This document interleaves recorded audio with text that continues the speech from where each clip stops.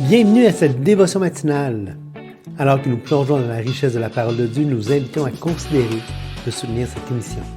Votre générosité est essentielle pour nous aider à développer différentes ressources de formation pour apprendre et grandir comme disciples de Jésus. Merci d'être une bénédiction pour ce ministère. Que Dieu vous garde. Bonjour tout le monde, bienvenue à cette nouvelle dévotion sur l'Épître de Philippiens. Bonjour, bonjour. Un beau matin alors qu'on poursuit notre série de dévotion matinale et on est rendu au chapitre 3. Au verset 10, tu peux 10. lire, Patrice. Oui? Cool. Alors, ainsi je connaîtrai Christ et la puissance de sa résurrection et la communion de ses souffrances en devenant conforme à lui dans sa mort pour parvenir, si je puis, à la résurrection d'entre les morts.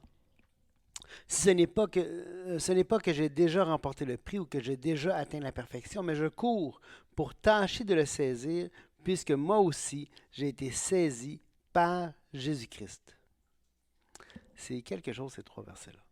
Est-ce que tu voulais que je continue un peu plus loin? Frère, je ne pense pas l'avoir saisi, mais je fais une chose, oubliant ce qui est en arrière et me portant vers ce qui est en avant. Je cours vers le but pour remporter le prix de la vocation céleste de Dieu en Jésus-Christ. En fait, je pense que tu n'avais pas vraiment le choix de continuer si tu voulais arriver à quelque chose dans l'étude de ce passage. En effet, la péricope était plus longue. Alors, aussi, ainsi je connaîtrai Christ et la puissance de sa résurrection et la communion de ses souffrances en devenant conforme à lui dans sa mort pour parvenir, si je puis, à la résurrection d'entre les morts. Tout un passage. Ça, dans ce passage-là, c'est que tout de suite, il faut le remettre dans son contexte. Hein. Ainsi, je connaîtrai Christ et la puissance de sa résurrection. Et là, on peut se demander, mais pourquoi il dit qu'ainsi il va connaître Christ, puisqu'il vient de dire qu'il avait gardé toute sa vie, tous ses gains, qui il était. Il a regardé ça comme une perte pour la connaissance de Jésus-Christ. Il a tout regardé comme la boue. Mais rappelez-vous la fin du verset 9, hein? Afin d'être trouvé en lui, non pas avec ma justice, celle qui vient de la loi, mais avec celle qui s'obtient par la foi en Christ.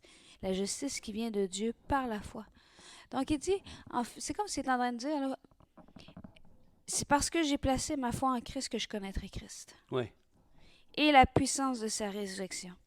Et la communion de ses souffrances. Et là, n'oubliez pas non plus que ce texte, c'est pas en dehors de ce qui a été écrit avant. Où est-ce qu'il avait dit, un petit peu, où est-ce qu'il avait dit, je cherche ce que je veux dire, le verset. Il avait dit, avant, ainsi, mes bien-aimés, comme vous avez toujours oublié, mettez en œuvre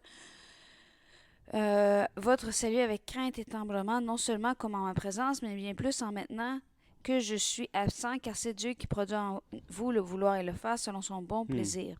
Faites toutes ces choses sans murmure, afin que vous soyez irréprochables et purs, des enfants de Dieu irrépréhensibles, au milieu d'une génération perverse et corrompue, portant la parole de vie, et je pourrai me glorifier au jour de Christ de ne pas avoir couru ni travailler en vain.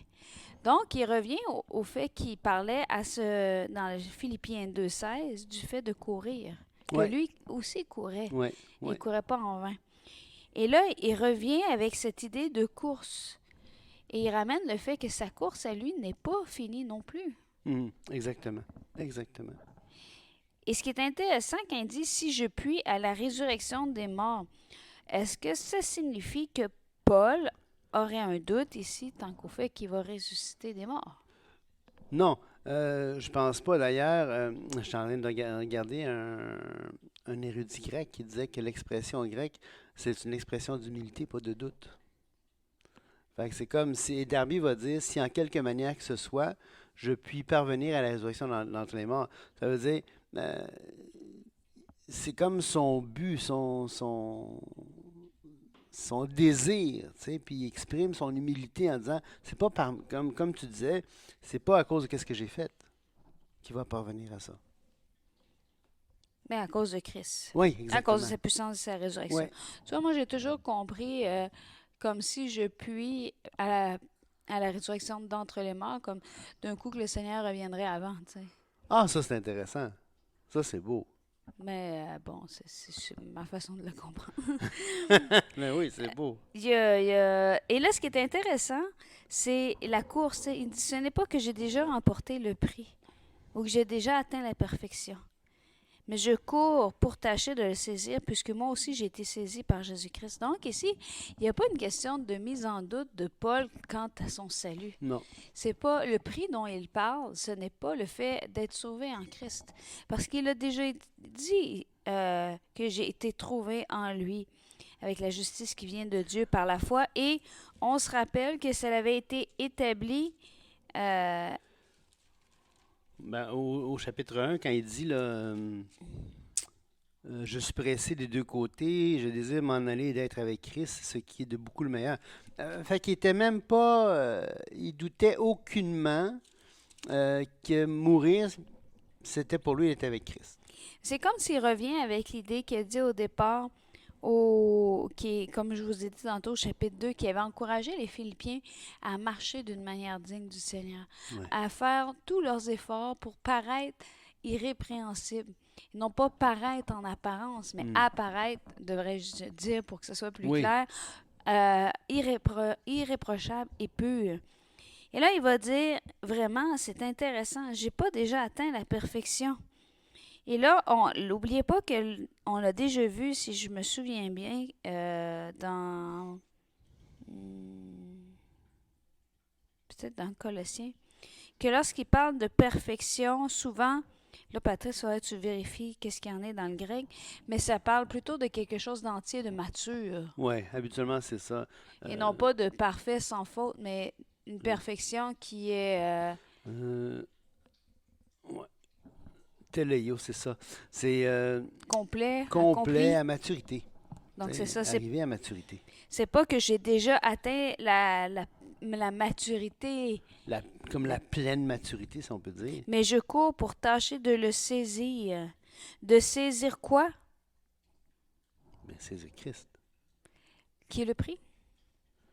Ce n'est pas que j'ai déjà remporté le prix ou que j'ai déjà atteint la perfection, mais je cours. Ah non, c'est pas saisir Christ, c'est saisir le prix. Saisir une. Mais c'est bien que tu aies dit ça parce que la première fois qu'on le lit, on a l'impression, ben, il veut saisir Christ, puis il a déjà Ouais, été saisi par c'est Christ. vraiment intéressant. Mais Ouais. il faut vraiment le relire au complet pour voir que Merci. c'est pour remporter le prix. Il court pour tâcher de saisir le prix. Et rappelez-vous, on se rappelle que notre marche, elle a un prix devant Dieu. Ouais. Oui. Frère, je ne pense pas l'avoir saisi, mais je fais une chose, oubliant ce qui est en arrière, me portant vers ce qui est en avant, je cours vers le but pour remporter le prix de la vocation céleste Hmm. de Dieu en Jésus-Christ. Donc là, on voit la beauté là, du passage.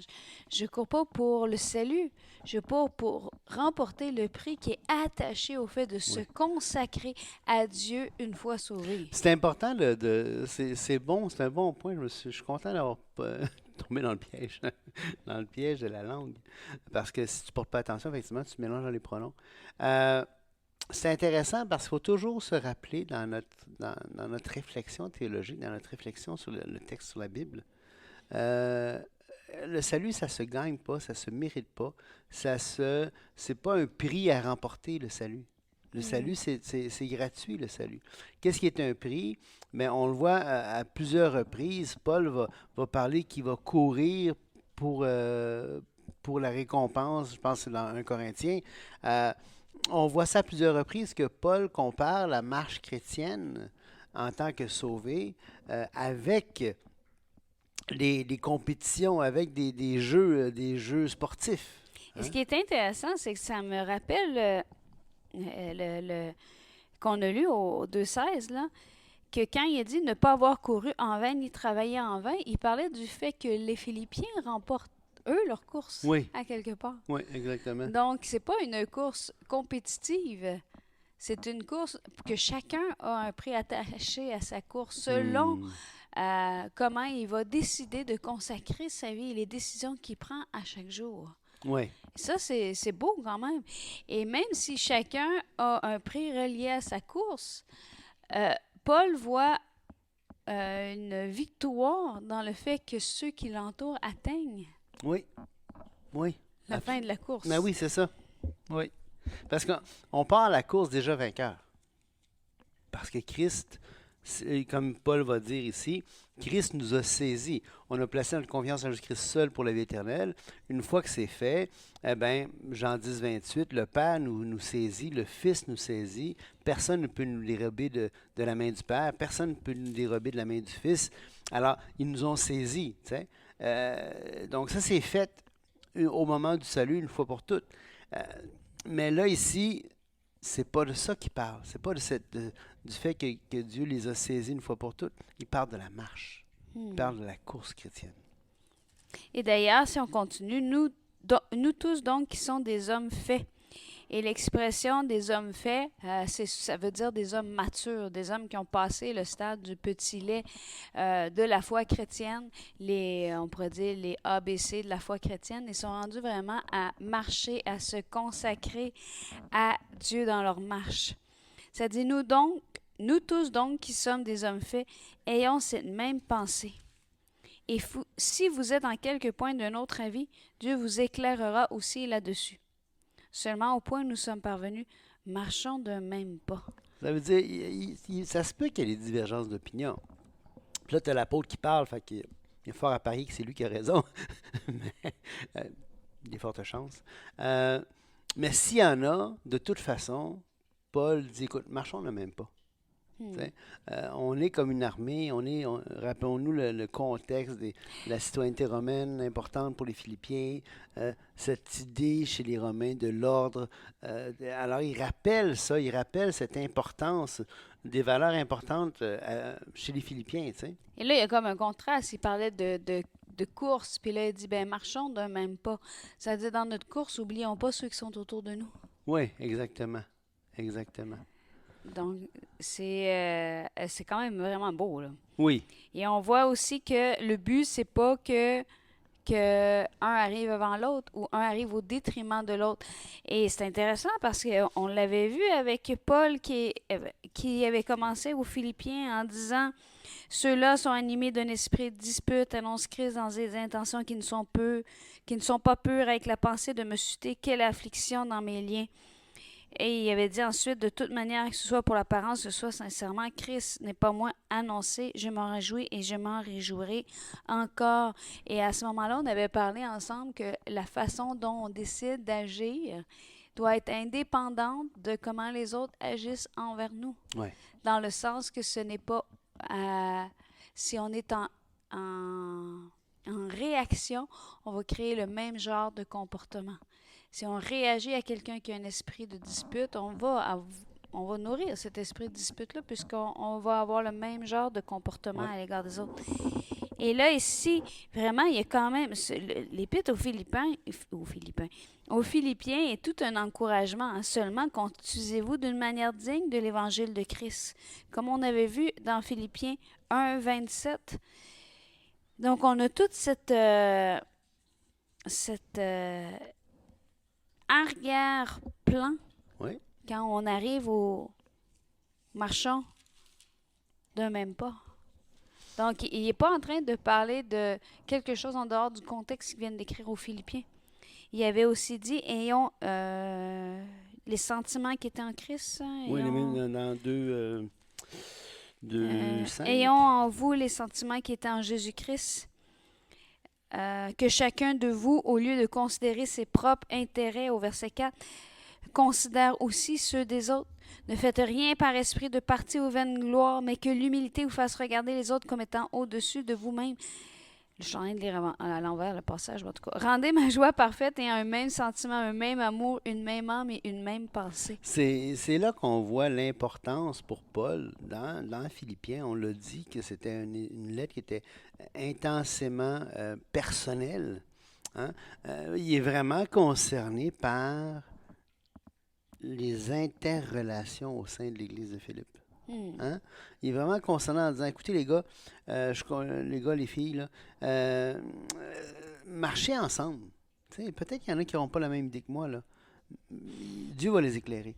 Mais marchons ensemble d'un même pas et soyons... Et il va pousser la hardiesse, verset 17. Il pousse la hardiesse. Là. Écoutez, si un prédicateur disait ça aujourd'hui, il se ferait souvent fusiller.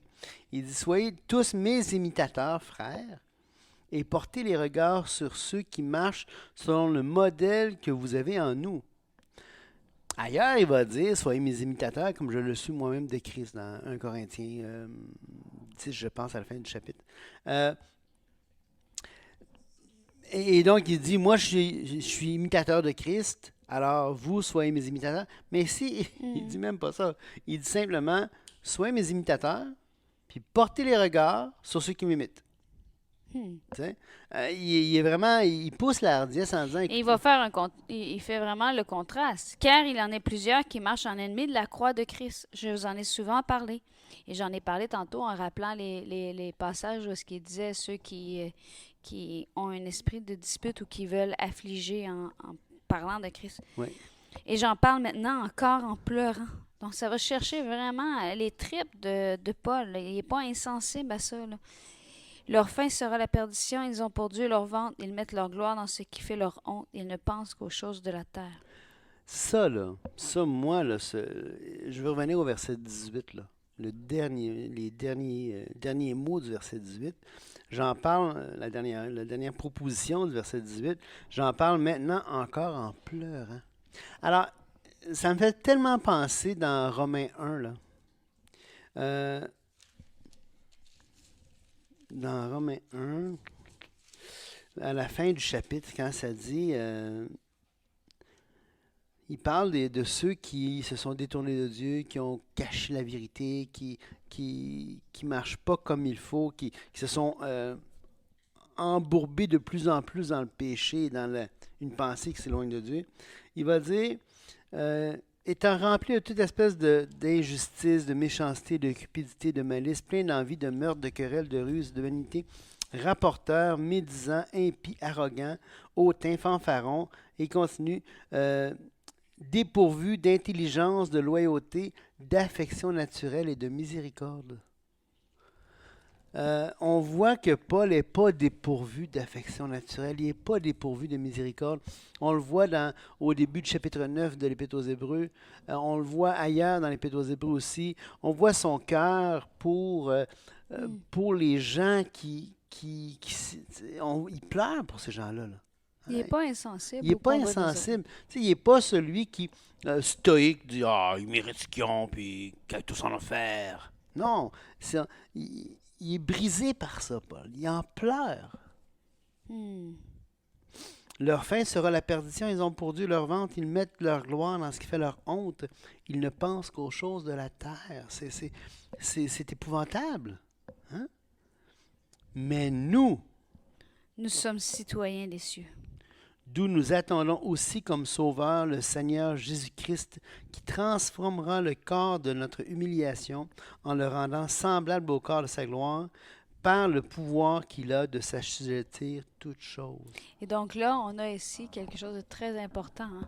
Les temps de verbe. Oui. Nous sommes citoyens des cieux. Ici maintenant. Quand je vous disais que quand on vous disait que le prix de la course, ça ne peut pas être le salut, parce que Paul se voit déjà, nous sommes déjà citoyens des cieux. Et ce qui est intéressant, rappelez-vous le contexte qu'on a dit en entrée de jeu quand on a commencé notre série de dévotion. À Philippe, la fierté citoyenne était très développée parce qu'ils étaient une ville, ils étaient citoyens romains. Et la citoyenneté romaine, c'était quelque chose, c'était un standing, c'était comme quand tu étais citoyen romain, tu étais quelqu'un dans la vie. Tu n'étais pas juste un homme libre, tu n'étais pas un esclave, tu étais quelqu'un, tu étais citoyen. Puis Paul va le dire, je suis citoyen romain, tu n'as pas le droit de me traiter comme ça. C'était un droit, c'était un standing, c'est quelque chose de très important dans toute la carte du monde, la vision du monde des Philippiens. Tu sais. Et de l'époque dans l'Empire romain. Mais chez les Philippiens, c'était fort parce qu'ils étaient citoyens. Ça leur apportait des droits. Hein? Oui, ça leur apportait des droits, une fierté, un orgueil. Ils étaient fiers de ça. Et probablement avec raison jusqu'à un certain point. Mais Paul dit, nous sommes citoyens des cieux. Écoutez bien, ça dit même en marge, dans donc une autre traduction possible, notre droit de cité est dans les cieux. Hmm. Mais notre cité à nous est dans les cieux. Donc, ça amène vraiment notre droit de cité est encore plus grand qu'être romain. Oui, Il est dans les cieux. il est dans les cieux, c'est ça. C'est pas juste l'Empire. L'Empire, il est petit, il est limité, tu sais. Là, on est soin des cieux. Wow. Et c'est intéressant d'où nous attendons aussi comme sauveur le Seigneur Jésus-Christ. Il y a comme cette... comment je peux dire ça? C'est ce contraste, hein? On attend, on marche, on court. Oui, Donc, c'est pas une attente passive, hein? non, Il y a tout le contexte avant, là. Il n'est pas dit t'es citoyen des cieux, fais rien. c'est ça, exactement. Euh, T'es citoyen des cieux, marche comme ça, et tu vas Utilise ton droit de cité. utiliser ton droit de cité ici maintenant, tu sais. Et là, il dit, d'où nous attendons aussi notre Sauveur et Seigneur, le Seigneur Jésus-Christ, qui transformera le corps de notre humiliation en le rendant semblable au corps de sa gloire, par le pouvoir qu'il a de s'assujettir toutes choses. Là, c'est la résurrection. Et là, c'est comme s'il conclut avec ce qu'il avait déjà dit au verset 11. Si je puis à la résurrection des morts, il conclut à une description de ce qu'est, Oui. de ce que ça va être à la résurrection des morts. Je vais mettre dans les notes de la dévotion, je vais mettre un lien vers une petite capsule vidéo que j'avais faite il y a quelques années sur la notion de prédestination et qui a un lien direct avec ce qu'on parle ce matin. Et vous allez voir que pour Paul, Paul était prédestiné, non pas à être sauvé, mais une fois sauvé, il nous dit qu'on est prédestiné, une fois sauvé, à la résurrection, à la glorification du corps. Donc, une fois qu'on est placé en Jésus-Christ par la foi, c'est-à-dire qu'on a placé notre confiance en Jésus-Christ seul pour la vie éternelle, on est placé en Christ. En Christ, on participe à l'élection du Fils et là, on est prédestiné pour la glorification. En tout cas, je vais laisser un lien dans la description du vidéo d'aujourd'hui et vous pourrez aller consulter ça. Donc, sur ce, on vous souhaite une très belle journée et marchons d'un même pas. Marchons de manière à courons de manière à remporter le prix. Et rappelons-nous qu'il est possible de marcher d'une manière digne de notre Seigneur. Soyez bénis. Au revoir.